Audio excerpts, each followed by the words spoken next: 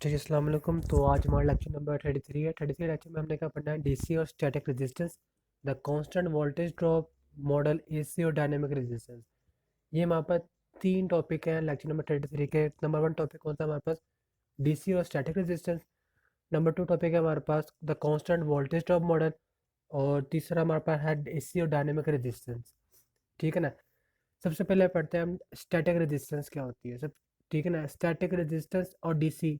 ठीक है, DC current के जरिए जो रेजिस्टेंस के, आप ये कह लो कि अगर एक डीसी करंट वोल्टेज है ना, या फिर करंट हो, कोई भी चीज़ हो, डीसी करंट हो या डीसी वोल्टेज हो, वो अगर किसी भी रेजिस्टेंस से गुजरे या फिर फ्लो करे, तो वो जो रेजिस्टेंस की जो करेक्टरिस्टिक होती है ना, वो उसे हम कहते हैं डीसी स्टैटिक रेजिस्टेंस। ठीक है ना। इसका बस मकसद ये है। ठीक हो गया। और उसके बाद जो है हमारे पास में लिखा हुआ, diode is subject to a DC voltage is operating point on the characteristic curve. ठीक है ना, जो भी मैंने आपको बताया है वो क्या है, कि जब भी कोई डीसी वोल्टेज या फिर करंट जो है रेजिस्टेंस में से पास हो, तो वो जो रेजिस्टेंस में से जो फ्लोएशन उसे कहते हैं ना, वो जो रेजिस्टेंस होता है उसकी कैरेक्टरिस्टिक क्या होती है, स्टैटिक रेजिस्टेंस उसे हम कहते हैं। ठीक हो गया। उसके बाद जब अब हंस the resistance of the diode can be found easily. अब उसके बाद जो उसके बाद रेजिस्टेंस होती है ना, उस डायोड की जो रेजिस्टेंस होती है वो फाउंड हुई थी उसके बाद। अच्छा जी, यहाँ पर एक और चीज़ मैंने बतानी थी, डीसी करंट और अल्टरनेटिव करंट की एसी करंट में फ़र्क क्या होता है। सबसे पहले मैं ऐसा करता हूँ, मैं आपको बताया तो मैं ओपन करता हूँ पेंट। तो अब यहाँ पे देखे ज़रा, ये हमारे पास वाई एक्सेस है, ये हमारे पास क्या है, एक्स एक्सेस है। ठीक है ना। जो हमारे पास अल्टरनेटिव करंट होता है ना, वो यू का फ्लो करता है, यू। ठीक है ना। ये हमारे पास होता है अल्टरनेटिव करंट, सॉरी, इस तरह करके जो फ्लो होता है। यहाँ पे जीरो होता है, यहाँ पे आप कह ले वन, यहाँ पे हमारे पास माइनस वन होता है। ठीक है ना। इस तरह करके फ्लो करता है। एक पॉइंट उसके पीक वैल्यू होती है वन पे होती है, एक पॉइंट हमारे पास जो होती है उसकी नेगेटिव पे होती है। ठीक हो गया। जबकि हमारे पास जो है डीसी वोल्टेज जो होता है ना, फिर डीसी करंट आप उसे कह लें, एक की बात होती है, तो वो उस तरह करके फ्लो करता है, यूँ। उसकी नेगेटिव वैल्यू कोई नहीं होती, या तो उसकी जीरो वैल्यू होगी, या फिर या फिर जीरो वैल्यू होगी, या फिर प्लस वन होगी, इस तरह करके मूव करता है। लेकिन जब आप उसको कंप्यूटर के लिहाज से देखें, कंप्यूटर के लिहाज में उस तरह करके बना होता है डिस्क्रीट फॉर्म में, यूँ बार शेप में बना होता है इस तरह करके, यूँ करके ना, ये या तो उसकी जीरो वैल्यू होगी या फिर उसकी वन होगी। ठीक हो गया।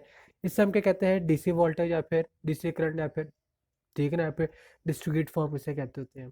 ठीक हो गया। तो अब यहाँ पे जो ना रेजिस्टेंस के लिहाज से बताया हुआ उन्होंने, तो ये रेजिस्टेंस के लिहाज से कि R D is equal to V D over I D. ये R D is equal to V D over I D का मतलब कि ये डायोड के रेजिस्टेंस है। ये किसकी रेजिस्टेंस है, ये डायोड की रेजिस्टेंस है। उसके बाद उन्होंने बताया, इट में also seen on the curve that resistance in the reverse BIOS is quite high.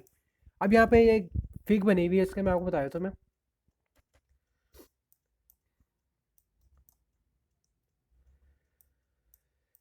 अब यहाँ पे देखे ज़रा, हमारे पास ये डायोड का बताया भाई, ये कि डायोड का करंट ये मालूम है आईडी, ये वोल्टेज है डायोड का, ठीक है ना, ये जीरो है। डीसी में हमारे पास क्या होता है, डीसी में हमारे पास जो है ना, मिसाल के तौर पर ये वाला जो पॉइंट आपका 0.7 है। ठीक है ना, सिलिकॉन के यहाँ पर आया हुआ है। ठीक हो गया। उसके बाद जब यहाँ पर वोल्टेज और ये वाला पॉइंट, ये, और उसके बाद जो करंट का यहाँ पे जो पॉइंट मिलता है ना, इससे हम क्या कहते हैं, ऑपरेशनल पॉइंट। ठीक है ना। ऑपरेशनल पॉइंट से हम कहते हैं क्यूटीन भी कई बार कह देते होते हैं, क्यू से बनता होता है ये क्यूटीन, हम वो भी कहते होते हैं उसको। ऑपरेशनल पॉइंट कौन सा पॉइंट होता है, जहाँ पर हमारे पास करंट की मकदार जो है कांस्टेंट या फिर थोड़ा बहुत इंक्रीज करना शुरू हो जाती है, होती है। ठीक हो गया। और यहाँ पे थोड़ा बहुत वोल्टेज भी आप कह लें मिल जाता तो है कभी कभार। अब उसके बाद जो नहीं, वहाँ पर जो होता है ना, ये वाला रीजन, ये वाला जो रीजन है ना, ये वाला, इससे हम कहते हैं फॉरवर्ड बायस रीजन। जबकि जो हमारे पास जो ग्रीन कलर का हो ना, ये वाला, जहाँ पर ग्रीन शेड कर रहा हूँ मैं, ये वाला रीजन है हमारे पास कौन सा, रिवर्स बस रीजन। अब रिवर्स बस रीजन में अगर आप देखें, हमारे पास जो है quite smaller type of current यहाँ पर मौजूद है। वो कैसे मौजूद है, माइनॉरिटीज़ की वजह से। ठीक है ना। यहाँ पर जो हमारे पास करंट मौजूद है वो माइक्रो में होता है, मेरे ख्याल से -1 माइक्रो या फिर ऐसी कुछ है, वो आगे का टॉपिक आएगा उसमें आपको मालूम हो जाएगा। ठीक है ना। यहाँ मेरे ख्याल से -1 माइक्रो के लिहाज से यहाँ पर करंट मौजूद होता है यहाँ पर। ठीक है ना, इतना स्मॉल अमाउंट ऑफ करंट होता है, जैसे आप कहते हो मैथमेटिक में आप इसको निगलेक्ट भी कर सकते हो। लेकिन लेकिन हमें जो है, अगर आपने कोई एक पार्टिकुलर डायोड यानी कि जैसे आम डायोड होता है ना, नॉर्मल डायोड होता है रियल लाइफ में, तो उसमें हम इसको नेगलेक्ट नहीं कर सकते, क्योंकि सारी बातें से भी तो करंट प्रोड्यूस हो रहा है, इसको भी आपने कभी बार यूज़ करना पड़ता है उसमें इक्वेशंस वगैरह में। जो आइडियल डायोड होता है, आइडियल डायोड में हम इसको नेगलेक्ट कर सकते हैं, क्योंकि आइडियल में मामले में परफेक्ट होता है, वो 100% काम करेगा वो, तो उसमें हमसे वो सिर्फ फॉरवर्ड बायस रीजन का जो है ना प्रोसेस देखते होते हैं। ठीक हो गया। और रिवर्स बायस रीजन में हम क्या कहते हैं कि भी इसके अंदर कोई करंट फ्लो नहीं हो रहा आइडियल में, जबकि फॉरवर्ड बायस रीजन में क्या होता है आइडियल में, वहाँ पर करंट की वैल्यू क्या होती है, मैक्सिमम अमाउंट में होती है, और वोल्टेज ड्रॉप क्या होता है, जीरो होता है। जबकि अगर हम इसको एक नॉर्मल लाइफ में देखें डायोड के एग्जाम्पल को, तो हमारे पास क्या होता है, जो फॉरवर्ड बायस रीजन होता है ना, करंट तो मैक्सिमम अमाउंट में होता है, लेकिन वो जो करंट होता है ना, उसमें माइनॉरिटीज की वजह से ना वहाँ पे कुछ ना कुछ वोल्टेज ड्रॉप भी आता है। दोबारा बताया तो मैंने क्या कहा है, कि जो हमारे पास नॉर्मल डायोड होता है ना, नॉर्मल डायोड में जो हमारे पास जब करंट मैक्सिमम अमाउंट में पहुंचता है ना, यानी कि ये वाला जो ग्राफ, जो नी ग्राफ है, नी वोल्टेज, ये नी की शेप बने ना यहाँ पे, ये नी, ठीक है ना, तो उसे हम कहते हैं यहाँ पे ये नी वोल्टेज है हमारे पे, ये वाला, ये वहाँ पे कौन सा वोल्टेज है, नी वोल्टेज है। ठीक हो गया। ये वाला जो वोल्टेज है ना हमारे पे, ये है वोल्टेज, ये वहाँ पे कौन सा है, नी वोल्टेज, ये वाला हिस्सा। ठीक हो गया। अब उसके बाद जो है हमारे पास, जब ये वहाँ पर जब मैक्सिमम अमाउंट पहुँचता है ना, तो इसकी वजह से क्या होता है, कुछ स्मॉलर अमाउंट में कुछ ना कुछ वोल्टेज भी हमारे पास ड्रॉप आउट होता है फॉरवर्ड बायस में भी। ये किसका बता रहा हूँ मैं, एज अ नॉर्मल डायोड के बारे में बता रहा हूँ। और जबकि वहाँ पर रिवर्स बायस में क्या होता है, रिवर्स बायस में जो हमारे पास, हमें तो मालूम है आइडल में करंट की वैल्यू क्या होती है, जीरो होती है, वोल्टेज की वैल्यू क्या होती है, मैक्सिमम होती है, जाहिर बात है कोई करंट प्रोड्यूस ही नहीं हो रहा, ठीक है ना, वोल्टेज जितना आ रहा है वैसे ही गुजर रहा है। ठीक हो गया।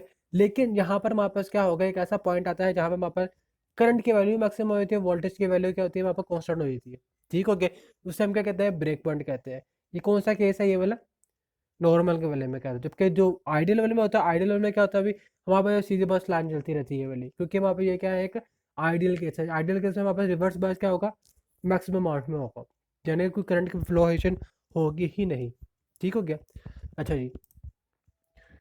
अब उसके बाद उन्होंने एग्जाम्पल दिया, determine the resistance level of diode off for the diode having characteristic.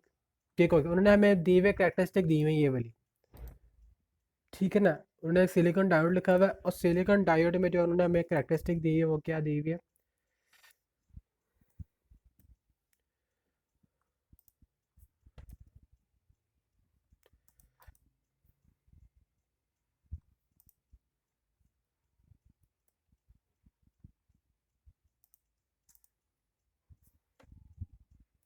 अच्छा जी। अब जो यहाँ पर उन्होंने हमें ये पिक्चर, जिसमें यहाँ से कॉपी कर लेता हूँ मैं, पेस्ट। अच्छा, जब यहाँ पे ये वाले पिक्चर में ज़रा गौर करें, अब यहाँ पे उन्होंने पिक्चर में क्या बताया, उन्होंने करेक्टरिस्टिक दी हुई उन्होंने डायोड की, डायोड के करेक्टरिस्टिक में क्या बताया अभी, कि ये वहाँ पे 0 पॉइंट ओरिजिन है, ठीक है ना, यहाँ से करंट फ्लो हो रहा है इस तरह करके पावर बस रीजन में। तो वहाँ पर जो सिलिकॉन है, सिलिकॉन में क्या है, वहाँ पे ये 0.5 आया हुआ है, यहाँ पे 0.5 से हमारे पास क्या हो गया, नी वोल्टेज आई ये वाला, ये कौन सा वोल्टेज है, ये नी वोल्टेज है। ठीक हो गया। उसके बाद जो हमारे पास सॉरी। अच्छा जी, अब यहाँ पे देखो, अब यहाँ पर ने एक रेक्टेस्टिक दी हुई है ये वाली, ये वहाँ पर जो लाइन बनी हुई है ना, ये वाली एक जो कर्व बना हुआ है ये वाला, ये वहाँ पर किसका, डायोड का बता रहे हैं, ठीक है ना, फॉरवर्ड बायस में इस तरह वर्किंग कर रहा है, और रिवर्स बायस में वहाँ पर इस तरह वर्किंग कर रहा है। ठीक है ना, कि रिवर्स बायस में क्या हो रहा है, -1 माइक्रो एम्पियर करंट क्या हो रहा है, इस तरह करके कॉन्स्टेंट वे में चल रहा है। ठीक हो गया। और ये -1 वोल्टेज के यहाँ पर क्या है, आपका लो ब्रेक डाउन रीजन आ गया वहाँ पर। ठीक हो गया। फर्स्ट पिक्चर में वहाँ पर ये समझाया हुआ है। जबकि जो हमारे पास है इस वाली पिक्चर में, इस वाली पिक्चर में, ठीक है, हमें इस वाली पिक्चर में एक और चीज़ बताई हुई है, उन्होंने हमें साथ साथ तीन चीज़ें गिवन दी हुई हैं। ठीक है ना, मैंने पूरा सवाल में नजर पढ़ा नहीं मैंने। तो हमारे पास जो है ना, ये वाला जो तीन चीज़ें दी हुई हैं, तीन चीज़ें क्या दी हुई हैं उन्होंने, कि हमारे पास एक डायोड का करंट है 1 मिली एम्पेयर, शुरू का डायोड का करंट क्या है, 1 मिली एम्पेयर है। उसके बाद डायोड का करंट क्या हो गया, 20 मिली एम्पेयर हो गया। उसके बाद हमारे पास जो वोल्टेज डायोड है वो कितना हो गया, -10 वोल्ट। ये वो चीज़ बनाई हुई है ग्राफ के अंदर। ठीक हो गया, जो भी हमने कैरेक्टरिस्टिक देखी है। अच्छा जी, ठीक हो गया। अब हमने क्या करना, फर्स्ट केस सबसे पहले से, फर्स्ट केस को हम यूज़ करते हैं, एकदम हमारे पास जो है आइडियल डायोड, जो है हमारे पास आइडियल डायोड की नहीं, यहाँ पे जो मुझे डायोड रख ले अभी तो, ठीक है ना, जो डायोड है हमारे पास, जो करंट है उसका कितना मौजूद है हमारे पास, 1 मिली एम्पेयर का करंट उसके अंदर मौजूद है। ठीक हो गया। तो अगर हम यहाँ पर देखा जाए, इसमें ऐसे कॉपी कर लेता हूँ मैं, कॉपी पेस्ट। अब यहाँ पे देखे ज़रा, ये सेकंड डायग्राम है। सेकंड डायग्राम में हमारे पास क्या है, जब उन्होंने क्या किया, हमारे पास जो करंट की तादाद क्या है 1 एम्पेयर है। ये करंट के वाई एक्सिस में क्या होता है, बस करंट होता है ना आपका वाई एक्सिस में, ठीक है ना, और एक्सिस में हमारे पास क्या होता है, वोल्टेज होता है। 1 एम्पेयर का करंट यहाँ मौजूद है इधर, ठीक है ना। अब 1 कंपेयर से आप कह रहे हैं एक इमेजिनरी लाइन ड्रॉ करें, वो यहाँ पर पॉइंट आता है, ठीक है ना। उसके कॉरस्पॉन्डिंग वहाँ पर कौन सी वैल्यू आ रही है, 0.5 वोल्टेज की आ रही है, ठीक है ना। तो ये वाला पॉइंट वहाँ पर कौन सा होगा, ये ऑपरेशनल पॉइंट होगा, ठीक है ना, ऑपरेशनल पॉइंट होता है, सेव कहते हैं। अच्छा जी, अब हमने यहाँ पे क्या लगा देना है, सिंपल सा, ये जो ग्राफ के जरिए हमने निकाल लिया पॉइंट्स वगैरह, वोल्टेज की वैल्यू भी निकाली हमने यहाँ से मालूम क्या करना है, रेजिस्टेंस। हमने यहाँ से क्या मालूम करनी है, रेजिस्टेंस मालूम करनी है। उन्होंने खुद बताया डिटरमिन द रेजिस्टेंस लेवल मालूम करना है। दो करंट्स की वैल्यू दी हुई है, एक वोल्टेज की वैल्यू दी हुई है। हमें करंट की वैल्यू मालूम होगी, वोल्टेज की वैल्यू मालूम होगी इस ग्राफ से। हमने क्या करना है, इनको डिवाइड कर दिया आपस में, V over R, V over I से, और by according of Ohm's law. तो वहाँ पर कितना ओहम्स आते हैं, फर्स्ट केस से 500 ओहम्स आ गए हमारे पास, ठीक हो गया। सेकंड केस में वहाँ पर same at is, second case में हमारे पास क्या है, आई डी की वैल्यू हमारे पास क्या है, 20 मिली एम्पेयर है, ठीक है ना। आई डी की वैल्यू हमारे पास क्या है, 20 मिली एम्पेयर है। अब 20 मिली एम्पेयर के लिहाज से अगर आप देखें तो हमारे पास क्या बनता है, ये देखें ज़रा, 20 मिली एम्पेयर, 20 यहाँ पर 20 मिली एम्पेयर के लिहाज से हमारे पास बनता है 0.8 वाला, ठीक है ना। 0.8 वोल्टेज, जब ये 20 मिली एम्पेयर का करंट उसके अंदर मौजूद होता है ना डायोड के अंदर, तो कितना वोल्टेज होता है उसके अंदर, 0.8, ठीक हो गया। हमने वही सिंपल सा दोबारा लगा दिया, हमने ओहम्स में लगाया, 40 ओहम्स आ गया हमारे पास, ठीक हो गया। अब थर्ड केस में वापस था वोल्टेज, -10 वोल्टेज था, ठीक हो गया। अब -10 वोल्टेज में अगर हम एक इमेजिनरी लगाए यहाँ पर, तो इसका करंट कितना है, 1 माइक्रो, यानी कि -1 माइक्रो एम्पेयर। माइनस का मतलब है इसके वहाँ पर इसकी डायरेक्शन क्या है, ऑपोजिट है, ठीक है ना। माइनस का मतलब क्या होता है, वहाँ पर डायरेक्शन क्या है, ऑपोजिट है। सिंपल सा, आप यहाँ पर ओहम्स लॉ लगाए, R is equal to V over I, V over I से 10⁻⁶, और ये आर डी वहाँ पर कितना हो जाएगा, 10 मेगा ओहम्स हो जाएगा, ठीक हो गया। अगर अब यहाँ पर देखा जाए, ये 10 मेगा ओहम्स है, ठीक है, 40 मेगा ओहम्स है, ये कितना है, 500 ओहम्स हो गया हमारे पास। ये 40 ओहम्स है, ये 500 ओहम्स है। तो अगर मैं इसका देखा जाए वहाँ पर, अगर मैं फर्स्ट वाले केस को मैं कह दूँ ये ए है, फर्स्ट वाले केस को क्या कह दिया मैंने, ए। सेकंड केस को मैंने क्या कह दिया, बी।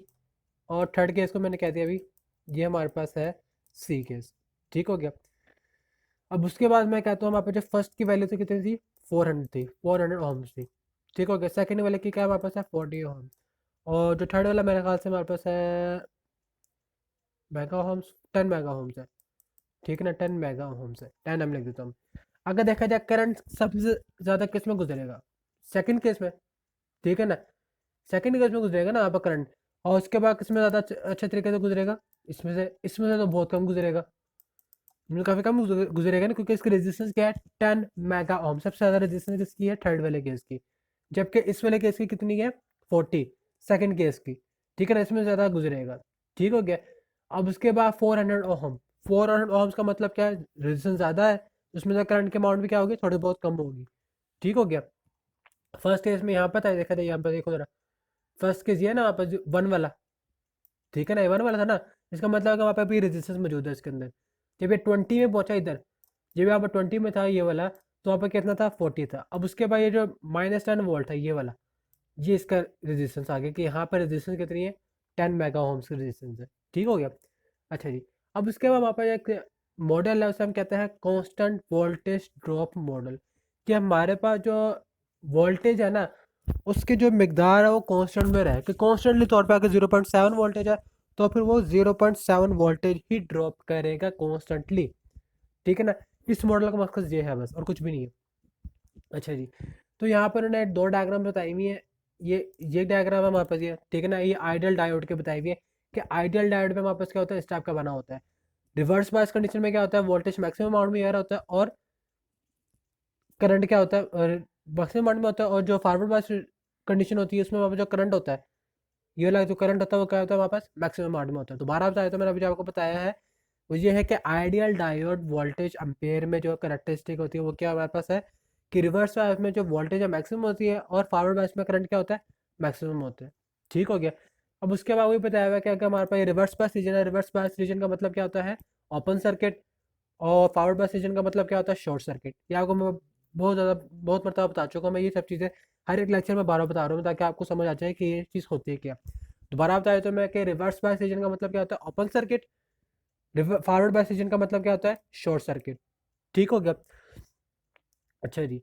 अब उसके बाद वहाँ पे एक प्रैक्टिकल मॉडल मॉडल आ गया। प्रैक्टिकल मॉडल का मतलब क्या है कि हमने एक नॉर्मल डायोड ले लिया। ठीक है, पहले तो हम आइडियल डायोड से काम कर रहे थे ना, अब हमने एक नॉर्मल डायोड ले लिया। नॉर्मल डायोड वापस क्या है, in particular find that there is a voltage drop of about 0.7 volt. यहाँ पर कितना वोल्टेज है, 0.7 वोल्ट का ड्रॉप आउट हो रहा है वहाँ पे अक्रॉस द डायोड। डायोड का मतलब जो भी हम सेमीकंडक्टर इस्तेमाल कर रहे हैं, सिलिकॉन भी हो सकता है, जर्मेनियम वहाँ पर 0.3 हो सकता है। ठीक हो गया। When it is powered by and so it is often useful to include this voltage drop in circuit analysis। हम इसी वोल्टेज ड्रॉप को हम सर्किट एनालिसिस में करेंगे ताकि हमारे पास जो है अप्रोक्सीमेटली वैल्यू आ सके एक नॉर्मल डायोड की। ठीक हो गया।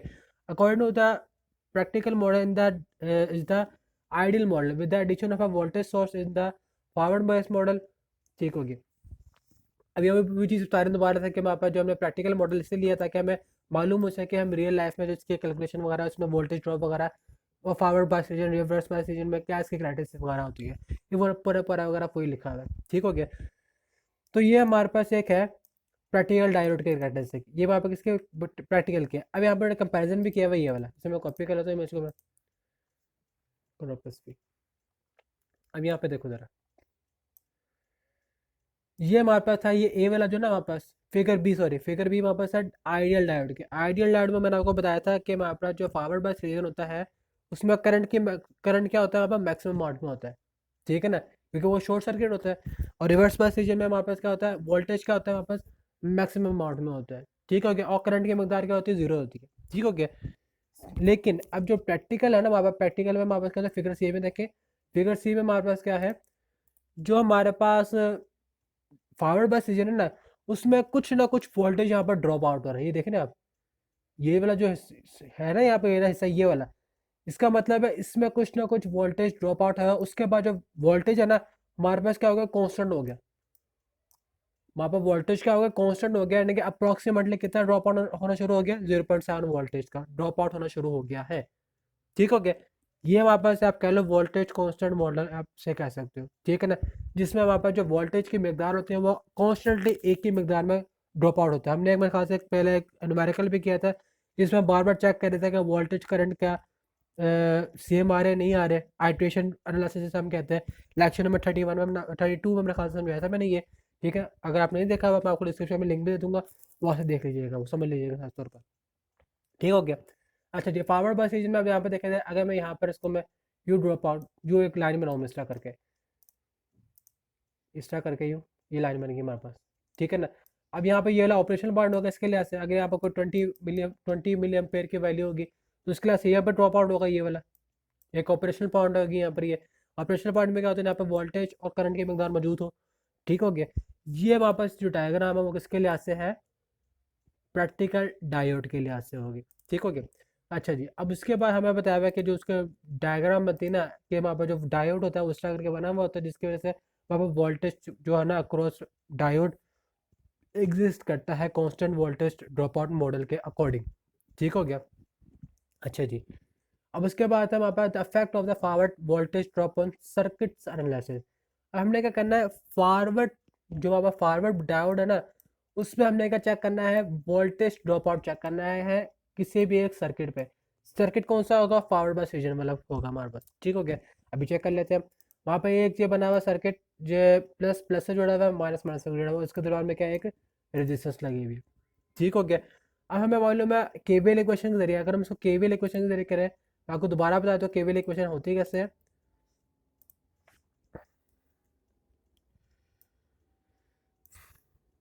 अब यहाँ पे देखो जरा, केवीएल इक्वेशन अगर बनानी हो हम सबसे पहले क्या लगता है, एक लूप देख लेते होते हैं कि यहाँ पर करंट की फ्लो कैसे हो रहा है, इस तरह करके फ्लो हो रहा है हमारे पास। ठीक हो गया, वहाँ पर जो करंट है इस तरह करके फ्लो हो रहा है। गुड हो गया। अब जो हमने क्या करना है, पॉजिटिव जो है चेक करते हैं कि फॉरवर्ड बायस रीजन है भी नहीं, पॉजिटिव पॉजिटिव जुड़ा हुआ है। ठीक हो गया। नेगेटिव जो है नेगेटिव जुड़ा हुआ है। ठीक हो गया। अब यहाँ हमारे पास एक रेजिस्टेंस लगी हुई, कौन सी है, 1 ओम लगी हुई है, जैसे हम कह रहे हैं। ठीक हो गया। अब उसके बाद केबल क्या कहते हैं कि हमारे पास जो है ये सोर्स करंट है, सोर्स वोल्टेज है, वो किसके बराबर चाहिए, इसके और इसके। ठीक है ना। अगर मैं कह दूं कि वी एस बराबर है V D plus V R के, ठीक है ना। V D plus V D का मतलब है कि डायोड का वोल्टेज प्लस रेजिस्टेंस का वोल्टेज, ये यहाँ पर ड्रॉप आउट आ रहा है हमारे पास। ठीक, पैरेलल में लगा हुआ है, जाहिर बात है पैरेलल में लगा हुआ है, तो यहाँ पे भी कुछ ना कुछ ड्रॉप आउट हो सकता है, ठीक है ना। पैरेलल में पैरेलल में वैसे कॉन्स्टेंट होता है वोल्टेज, लेकिन ये वाले केस में जो है ना वहाँ पर जो है ड्रॉप आउट होगा कुछ ना कुछ इसकी वजह से। ठीक हो गया। अच्छा जी। अच्छा, अब यहाँ पे देखते हैं हमारे पास क्या है, V S is equal to V F plus V R. V F यहाँ पर, एफ का मतलब क्या, फॉरवर्ड बायस डायोड। एफ का मतलब क्या, यहाँ पर फॉरवर्ड बायस डायोड है। आर का मतलब रेजिस्टेंस है किसके दरमियान हुआ है, ये जो यहाँ पर रेजिस्टेंस लगा हुआ है ये वाला। ठीक हो गया। अब उसके बाद हमें मालूम है कि फॉरवर्ड बायस का जो हमने कांस्टेंट वोल्टेज कौन सा है, वो 0.7 का, 0.7 है ना। हमने क्या मालूम करना था, हमने वी आर मालूम करना है, वोल्टेज अक्रॉस रेजिस्टेंस में मालूम करना है हमने, ठीक है ना। हम वी आर को यहाँ पर रख देंगे, वी एफ को वहाँ पे ले जाएंगे, माइनस की वैल्यू हो जाएगी वो। तो V R is equal to V S minus 0.7, minus V F था, तो वी एफ की वैल्यू हमारे पास क्या है, डायरेक्टली 0.7 वोल्ट है। ठीक हो गया। हमने यहाँ पर ओहम लॉ लगा दिया। ओहम लॉ क्या कहता है कि हमारे पास जो करंट है, टोटल करंट है, किसके बराबर होगा, रेजिस्टेंस के वोल्टेज के डिवाइड बाय रेजिस्टेंस के, ठीक है ना। तो V R divide by R, हमने वी आर के ये वाला फॉर्मूला यहाँ पे लगा दिया। हमारे पास वी आर किसके बराबर है, वी एस माइनस 0.7 के। तो I S I T is equal to V S minus 0.7 divide by R one. R one का मतलब क्या है, जो ये वाला रेजिस्टेंस लगा हुआ ये वाला। ठीक हो गया। उसके बाद हमने क्या किया, अभी हमने वैल्यू को पुट कर दिया, आर वन की जगह हमने क्या लगा दिया, 1 लिख दिया। उन्होंने यहाँ पे लिखा हुआ है ना 1, हमें रेजिस्टेंस उन्होंने बताइए 1 दी हुई उन्होंने। ठीक हो गया। आर वन की जगह हमने क्या लिख दिया, 1 लिख दिया। और 5.0.7 इज इक्वल टू किसके हो गया, 4.3 अम्पेयर के बराबर हो गया है। ठीक हो गया। अच्छा जी। अब हम ये तुम्हारा तो प्रैक्टिकल के लिहाज से हो गया। अब यहाँ पे अगर देखा जाए 4.3 अम्पेयर करंट प्रोड्यूस हो रहा है किसमें से, 6 वोल्ट बैटरी में, 6 वोल्ट है नहीं, 5 वोल्ट बैटरी में से। ठीक हो गया। 5 वोल्ट बैटरी जो डीसी बैटरी लगी हुई है, उसमें से कितना करंट प्रोड्यूस हो रहा है, 4.3 एम्पेयर, यानी कि इसमें से कुछ ना कुछ डेसिपेशन हो रही है as a external voltage drop out के जरिए। अब हमने क्या कंसीडर करना है इसको, एज अ आइडियल डायोड। हमने क्या कंसीडर करना है इसको, as a ideal diode consider करना है कि अगर हमारे पास ये आइडियल डायोड लगा हुआ है तो हमारे पास जो वोल्टेज सोर्स होगा वो किसके बराबर हो जाएगा, वी आर के रेजिस्टेंस के बराबर होगा। कैसे होगा, क्योंकि जो डायोड होगा अगर अभी आइडियल है, भाई किस में लगा हुआ है, फॉरवर्ड बायस रीजन में लगा हुआ है। अगर फॉरवर्ड बायस रीजन में लगा हुआ है तो करंट की वैल्यू क्या हो जाएगी, मैक्सिमम हो जाएगी ना, क्योंकि ये शॉर्ट सर्किट काम करेगा। डायोड जो यहाँ पर एज अ शॉर्ट सर्किट काम करेगा ना, क्योंकि ये फॉरवर्ड बायस में लगा हुआ, ये हमारे पास में हमने इसको क्या कंसीडर किया, एज वो आइडियल डायोड कंसीडर किया हमने। ठीक हो गया। तो हम इसको ऐसा कहते हैं कि वहाँ पे ये हाई डायोड लगा हुआ है, यहाँ पे सिंपल वायर लगी हुई है, as a short circuit wire लगी हुई है। ठीक हो गया। तो हमने यहाँ पे क्या लिख दिया, जो वी एस है वहाँ पर जो वोल्टेज सोर्स है किसके बराबर है, वोल्टेज अक्रॉस रेजिस्टेंस। ठीक हो गया। वी एफ की वैल्यू क्या हो जाएगी, ऑटोमेटिकली जीरो हो जाएगी। अरे बात है, अगर करंट के वैल्यू जो मैक्सिमम अमाउंट में है तो वोल्टेज क्या होगा, जीरो होगा आइडियल केस में। तो वहाँ पर इंडायरेक्टली करंट होगा मैक्सिमम अमाउंट में हो जाएगा, 5 मिलियन हो जाएगा ऑटोमेटिकली। ठीक हो गया। अच्छा जी। अब जो है हमारे पास है एक और न्यूमेरिकल, उसमें क्या, find voltage across R one, consider silicon diode so that 0.7 voltage drop is assume across it. ठीक हो गया। अब उन्होंने क्या है कि हमारे पास आर वन रेजिस्टेंस है, जिसकी वैल्यू हमारे पास क्या है, 10 किलो ओम है। उसके बाद एक डायोड लगा हुआ है, उससे हमने क्या कहा है, सिलिकॉन है, जिसका वोल्टेज ड्रॉप आउट कितना है, 0.7 वोल्टेज ड्रॉप आउट है कॉन्स्टेंट वाला। ठीक हो गया। अच्छा जी। सबसे पहले देखते हैं पॉजिटिव पोटेंशियल जोड़ा हुआ 9 से जोड़ा हुआ। ठीक हो गया। अब ये हमारे पास कौन सा फॉरवर्ड बायस है हमारे पास है, ठीक है ना। हमने केवीएल इक्वेशन लगा दी, हमने ऊपर वाले में लगाई थी, V S is equal to V R plus V F. ठीक है ना। वी एफ की वैल्यू हमारे पास क्या, 0.7 है। हमने क्या मालूम करना है, हमने रेजिस्टेंस मालूम करना है, find the voltage of across R one. R one यहाँ पे यानी कि ये वाला रेजिस्टेंस है, ये वाला। ठीक हो गया। हमने वही सिंपल सा जैसे भी ऊपर वाला प्रोसेस किया, हमने V R is equal to V S minus 0.7। ठीक है ना। वी एस की वैल्यू क्या यहाँ पर 6 है, और डायोड की वैल्यू कितनी थी, 0.7 हो गया, 5.3 वोल्टेज हो गया। तो अब इसको नहीं, ये जो साइन है ना, ये वाला साइन लगा हुआ है यहाँ पर, ये हमारे पास होता है अप्रोक्सीमेटली 5 वोल्ट। इससे हम क्या कहते हैं, अप्रोक्सीमेटली 5 वोल्ट इसकी वैल्यू है रेजिस्टेंस में। ठीक हो गया। यानी कि आप कह लो 0.7 या फिर 1 वोल्ट के यहाँ पे डेसिपेशन हो रही है। ठीक हो गया। किसकी वजह से, इस डायोड की वजह से हो रही है हमारे पास। ठीक हो गया। अब आइडियल केस में कैसे होगा, आइडियल केस में हम क्या करेंगे, इसको क्या कर देंगे, शॉर्ट सर्किट कर देंगे। ठीक है ना।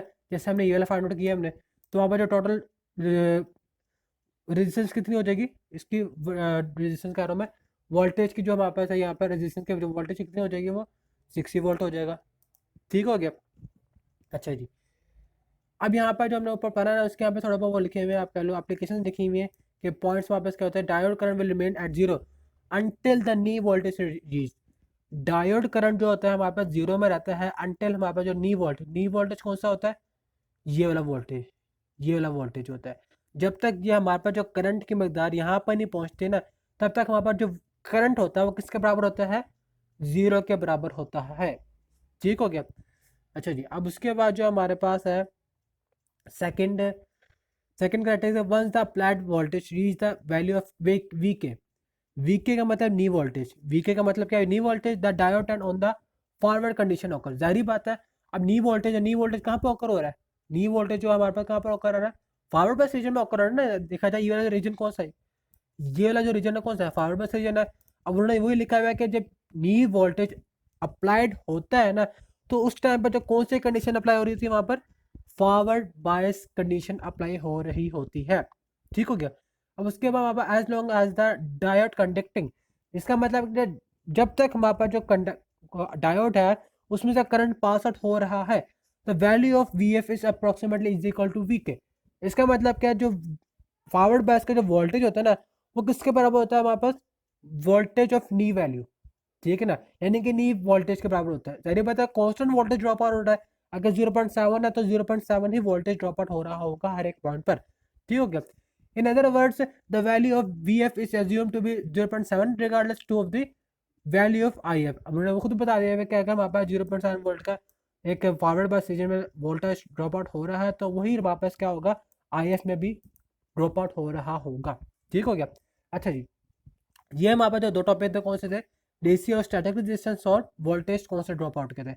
उसके बाद effect of forward analysis, voltage drop out, electric circuit analysis, ये भी इसके अंदर मौजूद था।